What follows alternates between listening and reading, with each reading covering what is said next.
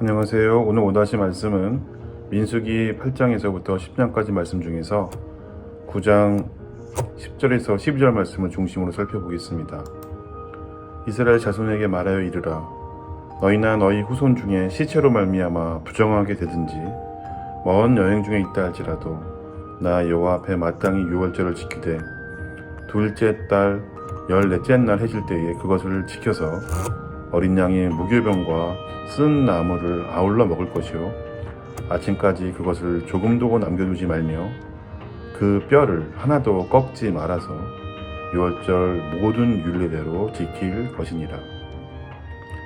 출애굽기와 레위기에서 이스라엘 백성은 구원자 하나님의 신부라는 이미지로 그려져 있다면 민수기는 용사이신 하나님의 군대로 이스라엘을 그리고 있습니다. 하나님의 백성은 이렇게 하나님의 신부이자 하나님의 군대입니다. 하나님의 군대가 광야에서 승리하고 전진하기 위한 조건은 군사력이 아닙니다. 거룩입니다. 때문에 1장에서부터 7장까지 하나님의 뜻대로 군대의 전열을 정비하고 구별해야만 했습니다.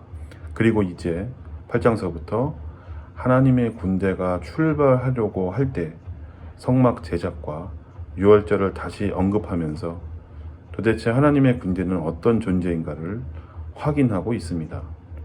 하나님의 군대는 유월절 희생양의 대신 죽음으로 구원받은 존재, 그리고 성막을 통해 하나님의 임재를 경험하며 하나님과 늘 동행하는 존재로서 가치가 있습니다. 오늘날 교회와 하나님의 백성 역시 어린 양의 죽음으로 인한 구원, 하나님의 임재와 동행하심이 핵심적인 가치임을 보여주고 있는 것입니다. 오늘 읽은 9장은 유월절 규례를 기록하고 있는데 특히 주목할 만한 내용은 왜 희생된 어린 양을 다 먹되 뼈를 꺾지 말라고 하셨을까입니다.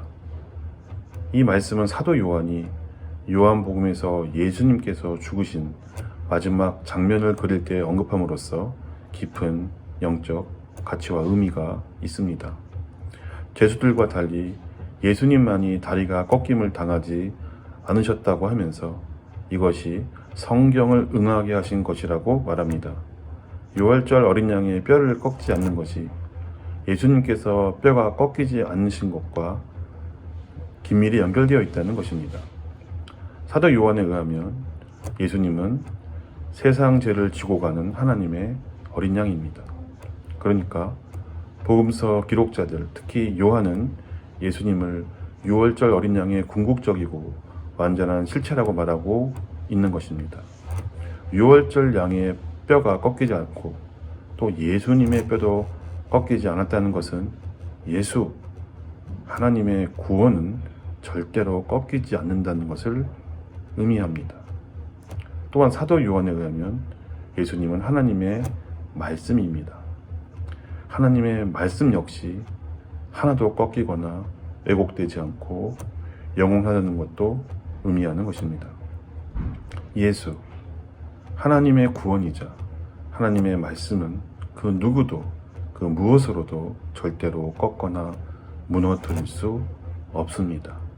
이것이 바로 오늘날 우리가 광야 여정을 떠나는 하나님의 군대로서 가져야 할 가장 근원적이고 가장 기본적인 신앙입니다.